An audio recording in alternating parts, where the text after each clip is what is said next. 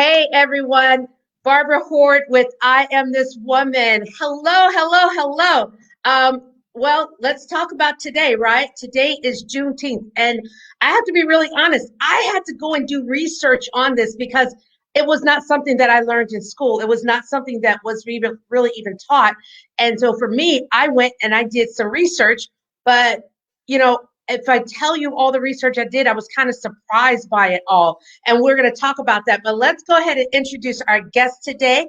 Our guest is Anya Tatum, and Anya is here. We're going to have a great conversation because we are going to talk about Juneteenth. We're going to talk about Black Lives Matter. We're going to talk about her growing up in South Central LA, which is in itself, I'm sure, a story. And then mindfulness for the young Black psyche. We're going to go ahead and have a discussion on that. Anya, welcome to the show. Barbara, yes, happy Friday. Thank you so much for having me. Yes, please. I'm Yeah. so super excited. Yeah, and I'm glad because you brought up like the top. I always ask my guests, what do you want to discuss and what do you want to talk about? And you're like, these are the topics I want to talk about. I want to talk about Juneteenth. I want to speak about growing up, in South Central LA, which I can imagine your stories. And then, when we start to look at all of this and everything that's going on right now, I think it really is a super powerful conversation that gets to be had. And so I love that you're here today. I always say, as a woman of color, I'm a woman of color, and coming on to let's have these topics. I see your sign in the back with the Black Lives Matter. Yep, there it is. There it is. Yep. So we are going to let's talk, and that's what all I Am This Woman is about, is just having a conversation. And Barbara, just really to point out the mindfulness of it all, when I went to sign up for your show, because I signed up for your show like 2 months ago, because Right. this show was hot. Everyone wants to be on this show. And originally went to sign up for June 12th, and I guess like I got distracted or something. And I turned around and June 12th was not available. So I said, okay, well, I'll just sign up for June 19th. Not even like Right. thinking that far away. And now here we are 2 months later. Look at what's happened in 2 months. Look Well, at where we are. right. So much has happened in 2 months. So much is going on. And I think that, I always say it's never a coincidence when something like that happens, when something comes up like that. So why do we start? What is our first topic of conversation? And I love that you say my short. Let me tell you something. I did a little research, and I did over the last month, just from May 19th to June 19th, and we've had almost 6,000 views on our show, where people have seen the various shows and all that. So it's something. And on this day, and I think about this day, and it was 155 years ago, right? June 19th, 1865, right? And how it all came about was 2 years before, President Lincoln said the slaves are free. But Texas took their time, and it took 2 years, right? For the Union Army, they came in and they were like, you know what? Slaves are free. And then it still took time because of the fact that it went from like plantation to plantation. Some plantation owners set their slaves free. Some plantation owners basically said, you know what? I'm not going to do it until the government person comes in or until harvest is done. So that was still going on. And as I look at here, as we sit here today, like I look at the men and women from my family who have come before us, who have laid this path, for me to even be able to say as a Black woman that I get to have this show and that this is something that I get to create. So I'm super like just honored to be in this space and have this topic of conversation that we're sharing.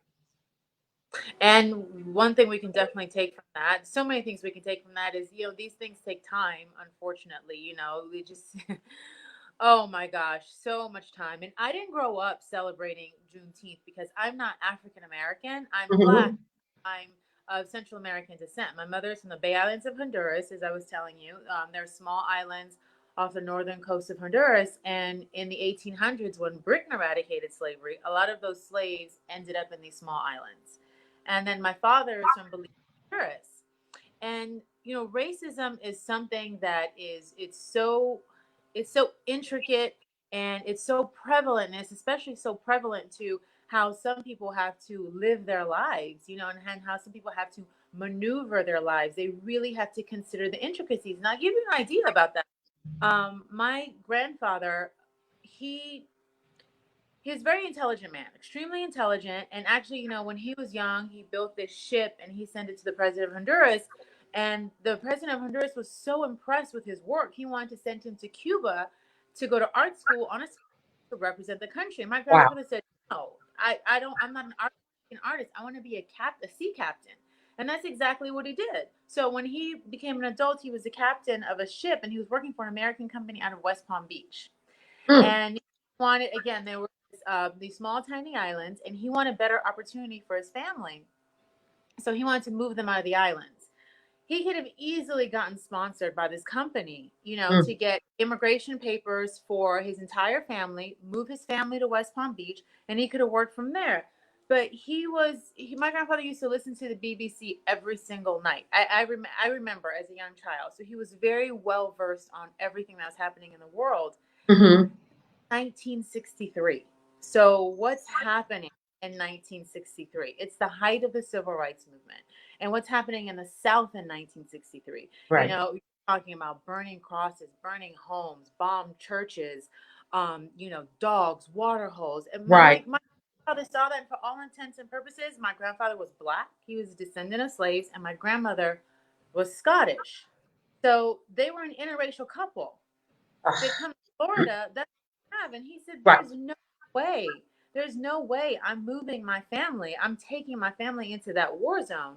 So he correct. ended up settling on Belize, which was in Central America, English speaking country, British sovereignty, and he went there. So he had to take them to a third world country. And my point is just that right there, Right. race in that sense dictated the entire trajectory of a family, because my mother and her siblings are all extremely intelligent. My grandfather would have had them in the best private schools, he could have afforded and so forth. But no, they didn't. They had to settle on a different opportunity. And then Yeah. which comes to me, how I ended up, my mom was pregnant with me. She decided I want better opportunity for my child. So then that's how I ended up in the United States, first generation. And growing up in South Central LA.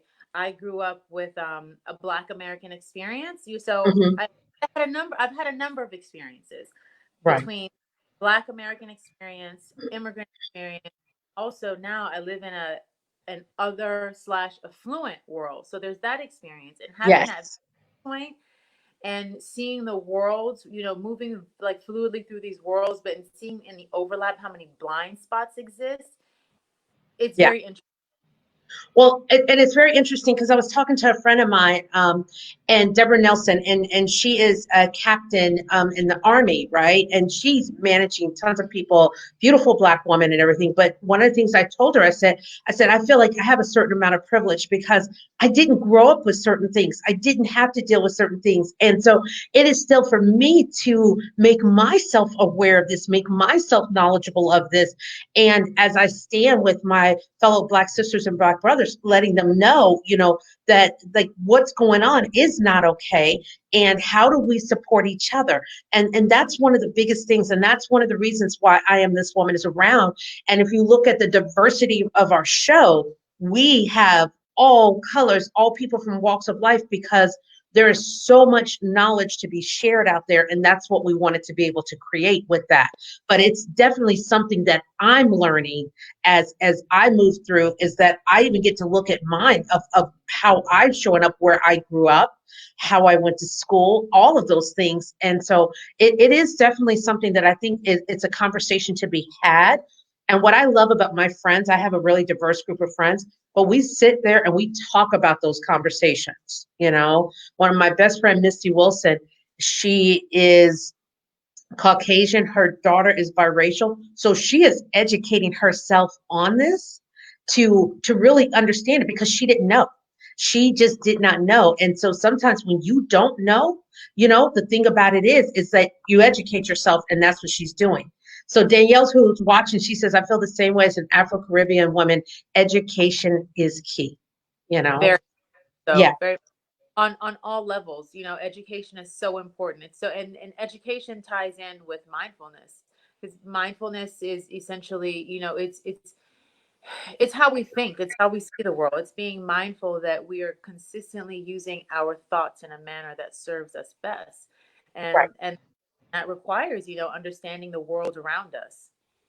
Yeah, very much so. I think that that's the thing about it is I was talking to someone and they said, I don't get the point of all this. Like, why can't we all just, be okay and be happy? And I looked and I said, wow, if you don't know, if you've never, the guy who I'm dating right now, we had a really deep conversation and he says, well, what did you tell her? I said, honestly, with every bit in my heart, there was nothing that she was trying to be any way like not educated. She truly just doesn't even, it can't even cross her mind, right? That's the thing about it, you know? And I think the mindfulness is super happy because sometimes you have to have that disruption to be able to move forward. Well, in terms of in terms of in terms of racism and not understanding different perspectives and what's happening in the world from a comprehensive view, it's a systemic conditioning, and it's systemic.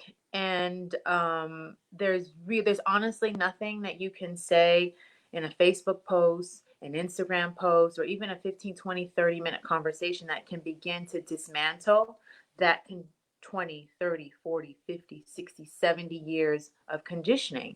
Right, Up to the individual to make the choice. It involves a journey to self-actualization, which when we actualize is when we open our eyes, we have that spiritual awakening, that spiritual epiphany, and we consider our objectively look at our conditioning. How were right, we raised? What environment were we raised? Do we agree with how we were raised? Does it reflect the person that we want to be? Does it reflect the best version of ourselves that we aspire to become? And this is the journey to self-actualization, because I can even tell you, I've held my own prejudices, where right, we the sum of our experiences. I've held my own prejudices based on my experiences. And the first step was acknowledging that they existed, acknowledging that I felt that way, even if I did not know how to not feel that way, even if I did right, not know how to educate myself or fix it. But then as I continued to delve deeper and move towards what is the best version of Anya? How do I become that? Raising my frequency, my vibration, those ideologies, those feelings, those prejudices, a lot of them just started to dissipate and fall away, because right, as you move your higher self, there are things that you can't hold on to. That's right, why as you evolve, there's certain people and things and ways of thought and thinking that they fall to the wayside, they dissipate. right. But um, you know, It's this an is this. interesting thing. It's interesting. It's interesting too because Allie's watching and she's like, "Thank you, right? Listening and learning." An aha just now. Blind spot is a good choice of words around this. And she says, "We do not know what we do not even know that we do not know." And I think that that's the difference is it's that first step because even we as women of color we still had to learn and look. I'm still learning. I'm still the way I think about certain things when I'm having conversations is so much different. So as I'm learning more, even as I'm reading up about Juneteenth, like I knew it but I didn't know it, and it affected my ancestors and I still had not really because it's not something that's been taught. And the You other know? thing, been in the conversation now, is Black Wall Street. You know about Black Wall Street? I do, but I don't. Okay, so I don't want to spend too much time talking about it, but the reason why a lot of this has come up is because initially there was a rally plan for today, Hmm. and and the problem, and a lot of people felt offended because not only was it planned on Juneteenth, June 19th, but it was planned in the same city where the greatest massacre of Black Right, lives occurred. There was a man that moved like turn of the century, like 1900s or something. He moved from Arkansas to Tulsa. He bought up 40 acres of land, and he was very specific that he wanted to create black wealth, and so sold the land to to Black families, Black owners, Mhm. started businesses, and they amassed like a great community and a great amount of wealth. And the Black dollar stayed in that community anywhere from 36 to 100 times, up to about a year before it left the community. And at one point, just to make a long story short, it was all burned down. It was it Wow. was it was all burned down. The paper, and so much of it was systemic, and how that all happened. The paper released an incendiary article about a woman who accused a white woman who I think tried accused a Black man of trying to rape her in an elevator, something to that effect. And then the mob just came, and the entire thing. Over 300 people died, 800 people injured. Um, 35 blocks burned down, over 1,000 homes, businesses, and so forth. And this was something that was so pivotal and integral to the growth of African Americans post slavery. And that was it. And there Right. were lots of ideas about about it being, how it should be built and so forth, reparations, but none of it really came to Right. fruition. And going back to mindfulness, metaphysics of it all, I posted something earlier this morning on my Facebook. I said, in acts of terrorism, do not, they're divinely brought to justice. We have to be responsible for the energy we bring into the world. Uh, Hmm. we have to be. And this happened in 1921. Black Wall Street was decimated in 1929. Wall Street period was decimated. So this is the bigger picture. This is Sure. the big, big, big picture that we get when we start to understand the metaphysics, the spirituality, the mindfulness, and how we look at the world and everything that's going on. And there's a young woman that's on the circuit. That's on the circuit, and she has, she's saying things like, George Floyd, it's sad because George Floyd was not a hero. He was a criminal. And I don't Right. know why he's a hero. And I happen to think that George Floyd is the perfect person, Yep. to hold a mirror to our humanity, because this is where we are right now. When we've gotten too comfortable in terms of judging life and who Hmm. is life and who is not worthy of life, then we Yes. have to question where we are. Because by Right. sheer nature, if you wake up this morning, if you woke up this morning and you have breath and you have air in your lungs, you are worthy. Are worthy. You are worthy. You 100%. are Right. 100% worthy. From the homeless person on the corner to the CEO in the penthouse, you are worthy of this life. And there's Right. a beautiful, beautiful. There's a beautiful. Are you familiar with this work, the prophet? Sorry, I know I'm No, like no, butchering. no. I know. No, no. I've heard about the prophet, but I haven't. So as I'm starting, like I said, as I'm starting to educate myself, because it's almost like sometimes like my privilege didn't even like. Well, I didn't have to deal with those kind of things, and so now it's so much more important. And as I have a platform that allows this space to happen, I want to make sure. And I just want to tell you, like right now, like Ali is saying, unbelievable untold story until now. Hearing this, right? Jerry, love this. Is interesting. Danielle's like you're dropping some gems, and Tamara, who is an amazing woman who has created this amazing teen leadership program, is like she can't wait to see the replay, because I think what you're sharing and what you're doing, it's educating me, and this is something as a Black woman, as having I come from this long, powerful line of Black women, whether they were slaves or not, because if I go back, my family, they were slaves. So I look at what I come from. And so it is my responsibility, right, that I get to be in this space and that I get to create this platform to have guests like you come on and share knowledge with us. So please go ahead and share that. Oh well, what I was going to share from the prophet. Yeah. Oh, okay. So this is such a beautiful piece of work. It's small, but I would recommend it. I mean, any existential question you think you may have, like if you go to this, and I had a revelation once. He has a poem in here called "On Giving," and I'm Mm, not going to read the whole thing, but just a short passage. And right. he's on giving. You often say, "I would give, but only to the deserving.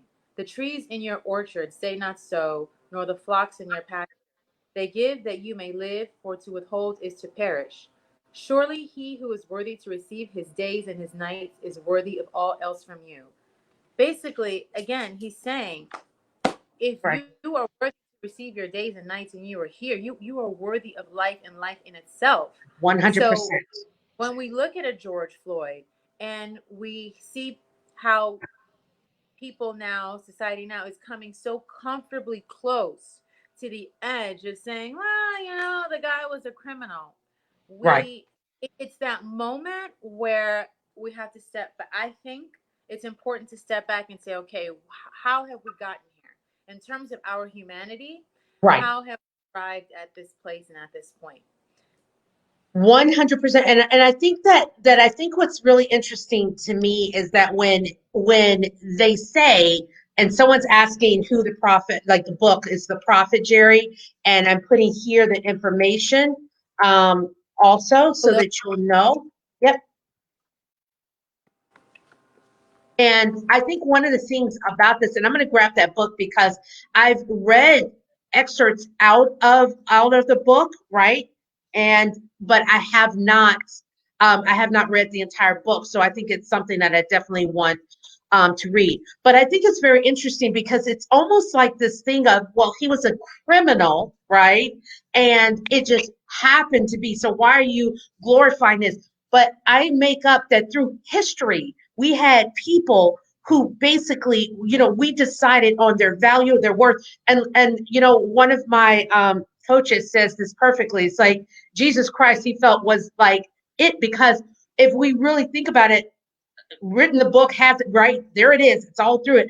But this was a person that was the Sunday before glorified, palms were put down and they were cheering his name, and a week later was condemned, right, for this. So I think we go through life and we look at someone and we make this judgment call, right? We're making this judgment call, and when we start to make that judgment call on people, then how in the world do we see, like, let's see each other, but we can't even see it. And I saw this video, a little boy playing in his yard shooting basketballs. He saw a police car coming down. He hid behind his mother's SUV until it passed by, and then he kept playing. And that's the kind of thing that's going on. And so this is something about what we're just asking is, educate yourselves enough to know this. Educate yourselves enough to say that when we say Black Lives Matter, it is not saying that all lives doesn't matter, but all lives are not the problem are being shot down in the street. All lives are not, like, there's a bigger deal that is going on. When I'm telling my son, like, when I myself, when I'm driving and I got pulled over by a police officer, I put my hands up on the dashboard. So that's the thing about it is, it's like, educate yourselves. And like Tamara says, like, he who has not sinned, throw the first stone. If we want to go back and educate ourselves in knowledge, just look, there's so much knowledge around. But I think that's why I love you're having this conversation with us. And in mentioning, I have something else in mentioning. You brought up Jesus, which is, are you familiar with Jesus of the Gnostic Gospels, the Book of Thomas? Now go In the for it. book it says, I am the first and the last. I am the honored one and the scorned one. I am the whore and the holy one. I am the wife and the virgin. I am the barren one, and many are her sons. I am the silence that is incomprehensible. I am the utterance of my name. That is the book of Thomas that is not in the Bible. So we have to start, and here it is right here. It's like I am George Floyd. I am Bill Gates. I am Right. George Floyd. I am LeBron James. One Well, has and think about it this way. Yeah, because see, you're George Floyd, and then you're the cop who was on the neck. So that's our. I love that you're bringing this up because this is a topic that needs to happen. And for a while, it was like, I don't. A friend of mine reached out. She says, I don't know what to say. She goes, I don't want you to take my silence as just, I'm not concerned about it. She says, but I don't know what to say. So that helped to have a conversation that flowed. And that's all it is. Have the conversation. But when we are raising my nephews or my brothers, all of this, having to have that conversation of what to do and what not to do. And then even sometimes when you still, yes, sir, yes, ma'am, whatever, and you still are in that space. But I love that you read that because I am, which is the two most powerful words, you know? And Um, polarity of it, the polarity, ex- understand the polarity. right. Oh, All yeah, yeah. very Um, much so. you're absolutely right, Barbara, when you said this is big, this is bigger, and it is, and it's much much bigger than George Floyd. Right, Um, and the sentiment that many are trying to drive home or get across is that until Black lives matter, all lives can't matter. And if we're really, really paying attention, right, unless you're a one percenter, we're all in this together. You right, know, we really, really are. Because if we stop and we look and we see the bigger picture, inflation, stagnant wages, unemployment, we just came off of quarantine, and there's a right, pandemic. We could possibly be in a second wave. We don't know what the ramifications on our society are going to be post quarantine. right, You know, we're in a system where we're in a country where so many systems are irrevocably broken. You know, try being an upward mobile family. You know, my mother bought her house as a single working mother in Los Angeles, you know, for $71,000 in 1987. Try doing that, you know, right, try at the cost of homes, the cost of living, the cost of education, the cost of health care, so many things. The middle class is being squeezed. There's a much, much bigger picture. And right. so what we're looking at right now are the injustices of Black people in America. And to be silent, I think, is to understand that there could be greater implications down Yes. the road. This is MLK. He said, you know, to be silent is to be complicit, and there's a day that comes, you know, when your silence is betrayal. Hmm. But I think the picture here is bigger, because we are being squeezed under this monstrous system of capitalism, and we really have to be there for each other. We really, really do. Yeah. So I think it is right now about focusing on Black lives, but it's definitely much much bigger than I just Black. agree. And this is, well, first of all, Jerry said, by the way, your guest is beautiful inside and Oh, out. And that's so, it's so true. You really are. And I love what Allie says, just like, thank you, Barbara. This is exactly how I feel. I feel terrified to say anything. I am listening and learning, and I do care. And that's the thing about it, is I'm learning. So, Allie, the great part about this is that it's not that I'm not pleased. I don't have all the answers. I don't know. Just because I'm a Black woman doesn't mean, yes, we have the handbook on knowledge or anything like that. It's none of those things, right? I think what it comes down to it's that this is such a major topic, and there's no way that I can have a show that I am doing weekly and we don't discuss this topic. So Anya, I'm super happy that you decided to come on and talk about this. So let's switch over for a moment, because you grew up in South Central LA, right? um and I think this, before we do that, Katie says, I have practiced and understand the concept of I am. And I think I am is sometimes too rooted in self-importance, which it's interesting, because when you were talking about the Book of Thomas, which I can't wait. When we end this broadcast, make sure you don't click off, because we got to talk for a okay. moment. Because I'm going to be like, I'm going to the bookstore, you know, let's do this. And then Tamara, it has been an emotional journey, learning the depth of this topic. And it really is. And it's almost like it's almost not that I put a blind eye or ear to it, but it's like, how do I even look at this and hear about this? But it's a lot. So growing up, South And Central LA. we're Okay, gonna get go. to, but really quickly, I Yeah. want to finish the thought too, because when you said we're learning, even as Black women, we're learning.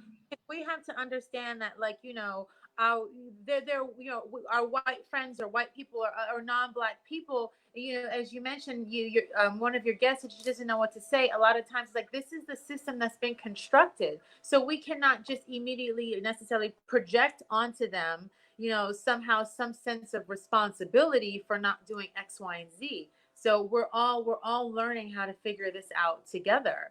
Yeah, I love that. And I love the fact that Allie is here, the fact that Jerry's here, they're stopped, they're listening. Katie, like, it's like, we want to listen, we want to hear this topic, we want to understand this topic.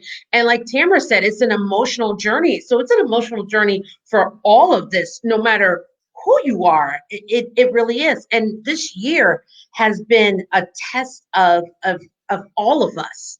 Isn't it interesting how you start with Kobe Bryant in January, and then all of a sudden, it's just month after month, there's one thing or another. So to me, sooner or later, we're all on this planet together. This is an interesting kind of dynamic of what's going on. And I I, sometimes wonder about that. I felt prepared, with my practice. I felt, and I'm very thankful for that. But That's just beautiful. switch gears to South Central LA. Which is still that Black Lives Matter is a whew, yeah, all of it. It still all ties together. You know what I mean?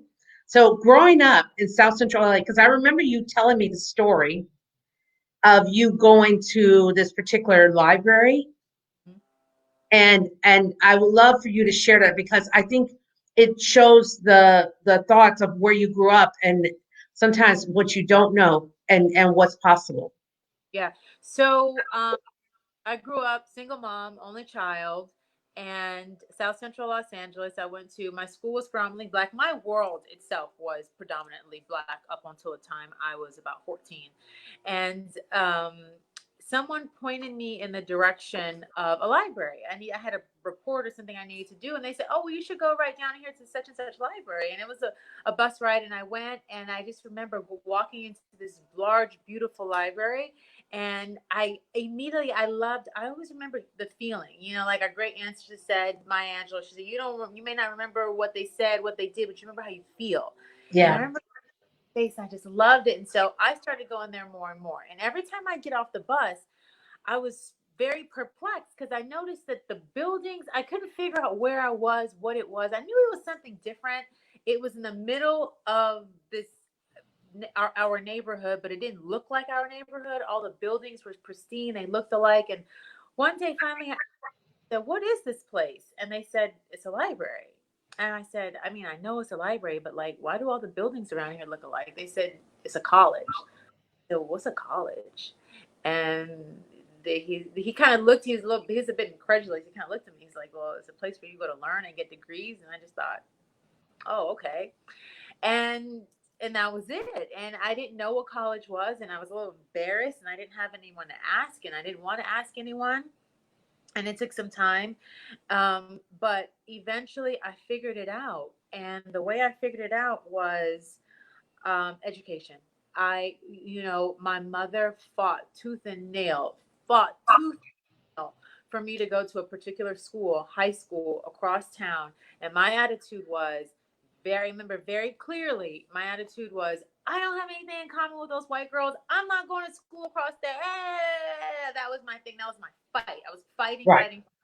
And I was fighting her to stay in Inglewood and go to school in Inglewood. And the reality was I was scared, Barbara. Like I was scared. And Sure. those couple years, like between 12 and 13, seventh and eighth grade, my life was so much to the left. Like, I mean, I was finding myself in situations, like at one point, I'm in a stash house. They're cutting, they're like cutting up crack. I'm with some of my friends, and like she had a brother. Her brother was in one gang, and a guy in the house didn't like that gang, so he pulls out a gun, and he just all and this is normality. And This this is is your normal life. Right. yeah, this is normality in this environment, and to get out of this environment, it's like the way I put it, it's like landmines. You know what I mean? They're like it's literally a war zone, and if you can make it over all of these landmines without detonating one, because God forbid if you detonate one, there's a possibility that there could be no going back. You could Sure. find your system that you just can't get out of, whether that's like jail, pregnancy, whatever it is. It's like it's constantly navigating this and figuring it out. And for me, it was figuring it out on my own. Yeah. um And and how I many other young people in these inner cities are figuring it out and they don't have anyone to turn. The fact that you saw this, well, here's this college, and it wasn't just any college, right? It was USC. Yeah. Yes. So USC, here you are. And the fact of it is that you did this. And, it's a perfect thing because, like Danielle said, learning is a constant because we're constantly evolving as people. And then Allie said her uncle taught in Inglewood, right? And that's the thing about it, is that you had to learn. So how many people are in that situation? And the schools in some of our inner cities, it is scary. Kids are coming to school to eat. Learning is not even, it's like, come on. So you're right, the systematic, it's like we keep on perpetuating this. And I know one of the things that you're really big on is wanting to be able to work with um, young people to help to guide them, in the inner city, to help to guide them to college, to let them know, because you don't know what you don't know, and Yeah. sometimes you just need a voice. So let's talk about that, because I know that that's something you're really passionate about, and you're passionate about making a difference and wanting to help. And if Tamara is still on, Tamara, this Anya is someone you want to get onto. Tamara does an amazing team leadership program, so it's really, really important, because her thing is letting kids know their values and what they're up to, and creating that leadership. So she's always looking for people to come on and talk to her kids about that, right? That's my thing, is that I know you're passionate about that. So let's well, go into that a little bit. Well, I've been on a mindfulness journey, I think, probably for the greater part of my entire life before I even realized that it was a mindfulness journey. It was constantly, as an only child, again, we tend to be very imaginative because we spend so much time alone.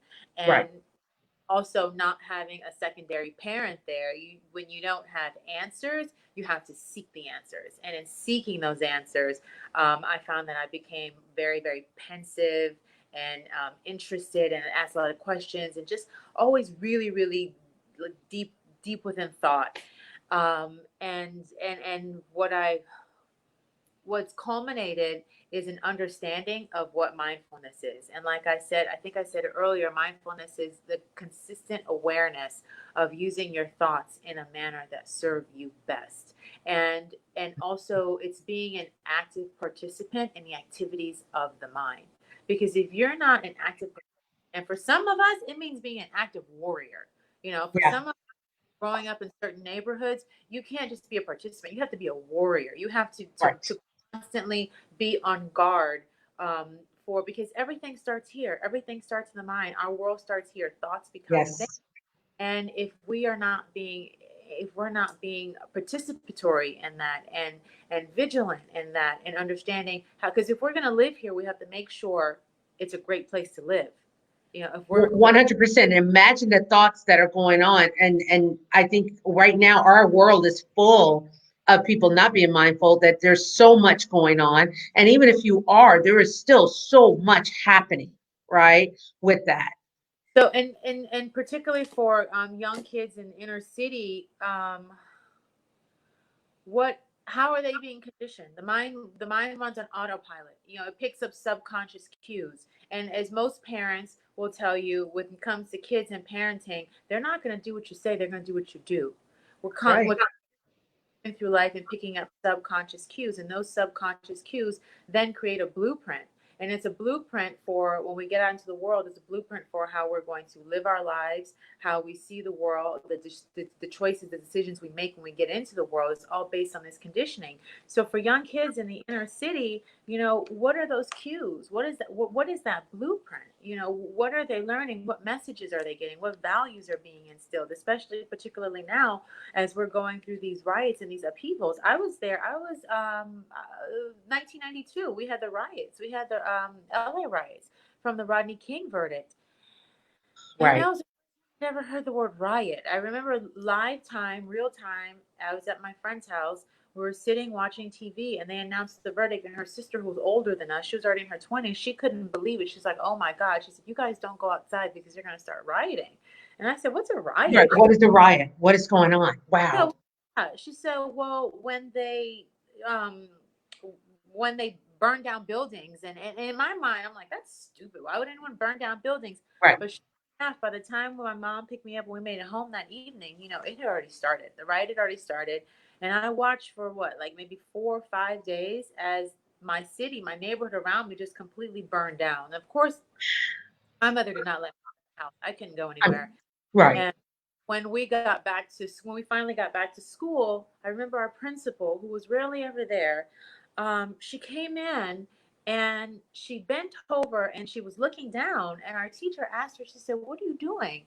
And she stood up and she had this smirk on her. Oh, I'm looking to see who has on new shoes. And our principal was a woman from Mississippi. She was from the South. And I'll never forget the look on her face. She was, I mean, she was hurt. She was disgusted. She just all because of the mindlessness. We were, Right. what, 11, 12 years old. And here we are. And no one talked to us. No Right. one told us what was No happening. one tells anything. But in the Black family, let's be real. In growing up, children were to be seen and not heard.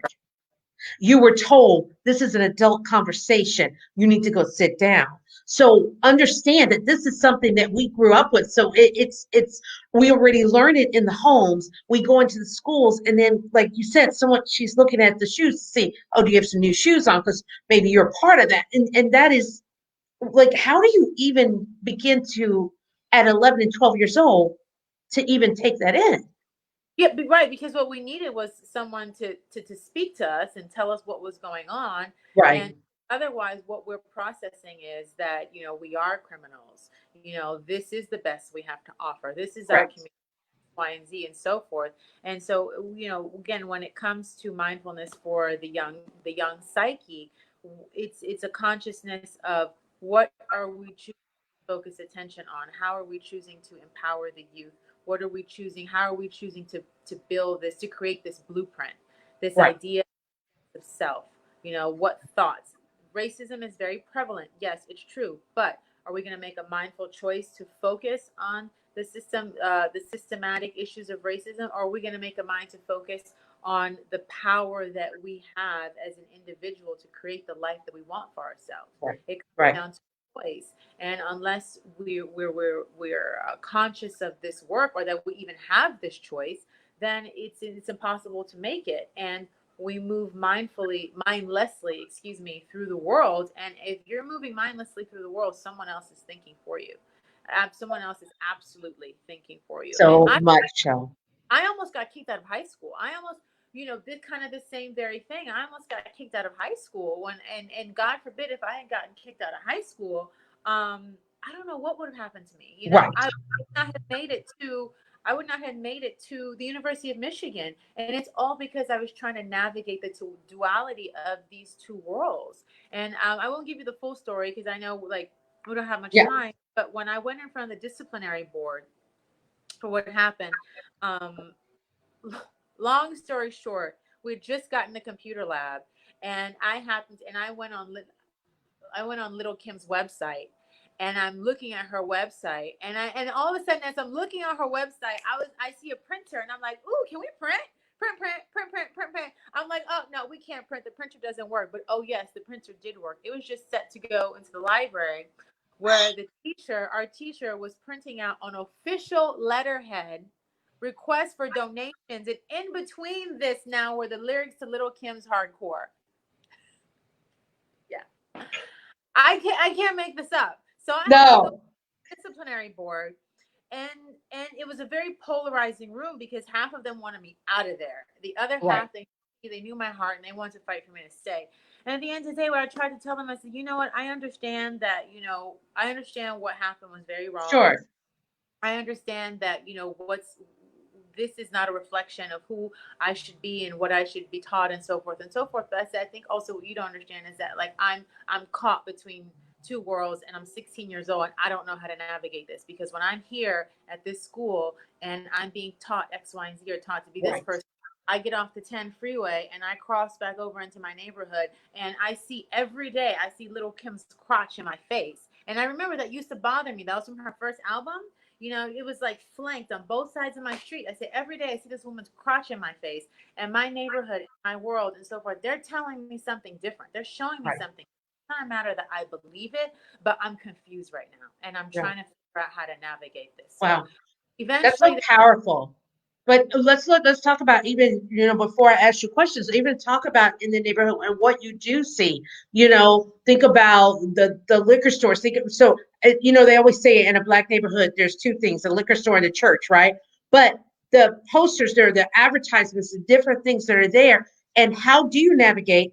How do you even think about that? It is mind boggling to me. So this goes into a question. I always ask my guests questions. So tell me this, what is your vision then? What do you want to do? What do you want to create? What is your vision for the world, for your life, or whatever? Well, um, I know exactly what you're asking me. I refer to it as a God vision. You know, your God vision is your greater purpose. And Yeah. what I've been what I don't want to say struggling, but what I've been sitting with for quite some time now is, are you going to do this work, Anya? Are you going to step into your God vision? Because I see how God, the prayers of my mother, of my grandmother, how my life has played out. I see the experiences that I've had. They've all culminated and they've brought me to this moment. And Right. on my heart, in my heart, I have an idea of what it is. This work, you know, this work that I've been doing, that I've been studying for 17 years. Hmm. I would love to bring it to my community. You know, I would love to, and I don't know what's stopping me. I know this is so perfect because wait till the next question. This is perfect then. So you want to bring that work to your community, Right. which I know the work to help like this mindfulness is so important and within young people and teaching everything. So tell me this for my next question. So what are you going to do in the next 45 days? What will you create? Did you like that? I was like, Okay. Let me think about it for a second because I want to. Next 45 days, what can I create? In the next 45 days, I can create a manifesto surrounding mindfulness in a language, and in a way that I think can be understood and reciprocated. I don't want to assume reciprocated, but that in a language that can be understood by my community. wow. And I really want you, just in case if you don't get how you show up, right? And I remember you said, you're really good at guiding people, Barbara, through your interviews and everything. This was a simple. I love this. And Danielle's like, I would love to support you in this. And see, that's what Now, happens, and that's why we do this, right? And Danielle's fantastic. But I really want you to get how your presence is. Oh, what knowledge, those things, and how you come across. I didn't know that I Am This Woman was going to be what it was, but I knew that I had to, my God given gift, I had to use it. And then it was interesting in January when I figured I want to do this. And at the beginning of February, I got a consulting job, which allowed me to have the extra money to do this and do it in a bigger fashion, you know? So if it's your God given passion, and I've said this to you before, and now after listening to you, oh, boo, you are meant to do this. There's a reason why you were in South Central. There's a reason why you things. There's a reason why in the men of your family that have come before you, your grandfather who was this brilliant man, right? There's a reason. So just in case if you don't know, I'm telling you, this might be your calling, and the phone has been ringing. Pick it up. thank you, Barbara. That is received. That and you it has been ringing. It has, it has It been ringing. has. And so my last question, I always say this, January, Kobe Bryant passed. Not that I was a big basketball fan, but I became a fan of his after his death because of the legacy, those last 3 years of his life and what he did and what he created. What is the legacy that you're creating?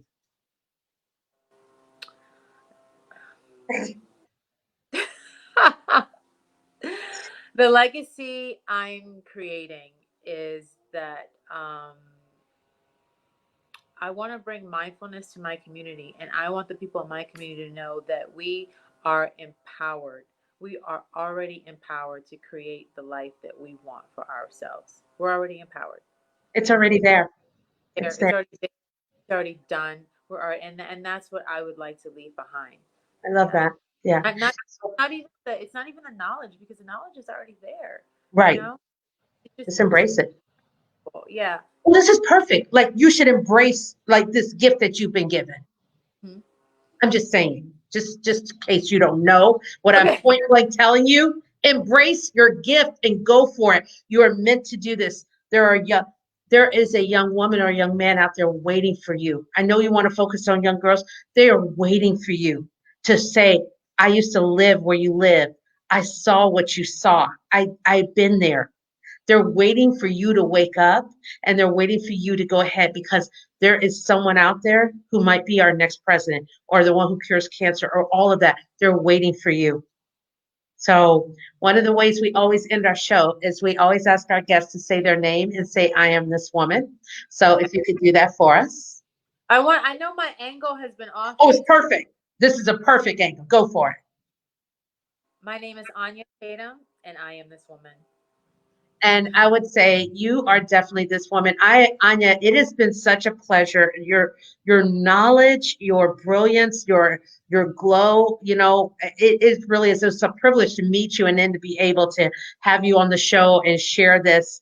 Um, Everyone, I would tell you this. If you have enjoyed this show, if you have been like, wow, this is awesome, and you want to be a guest on the show, there's a ticker that scrolls at the bottom and it says show guest at iamthiswoman.com. Anya, do you suggest them coming onto the show? Oh my gosh, I do. I do. And Barbara, I just want to say thank you to you.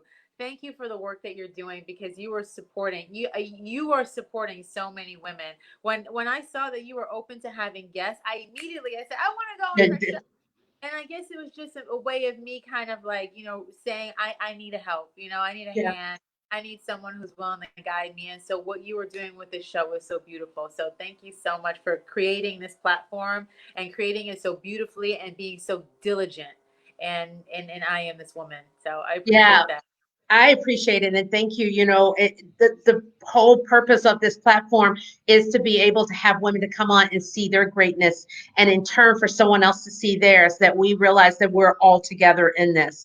And as I continue, my team and I, there's a group of us, these four amazing, incredible women, which including myself, that we are building I Am This Woman because our goal is to let you know that your greatness, we see it.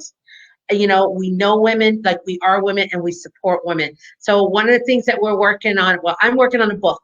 And so if you're interested in sharing your story and being a part of the book, send an email to book@iamthiswoman.com.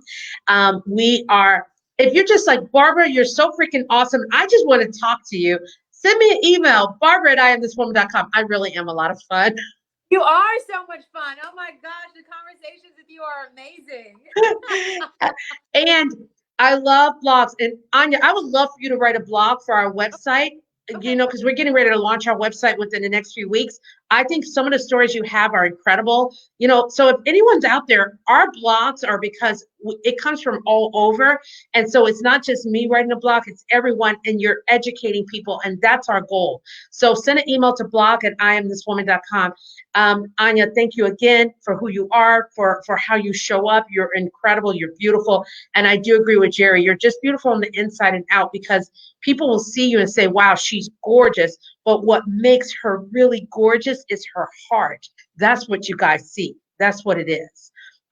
So, guys, this is Barbara Hort, founder and host of I Am This Woman, and I am definitely this woman. Take care, guys. We'll see you next week. And have a great weekend. Love you, Barbara. Yay. Thank you.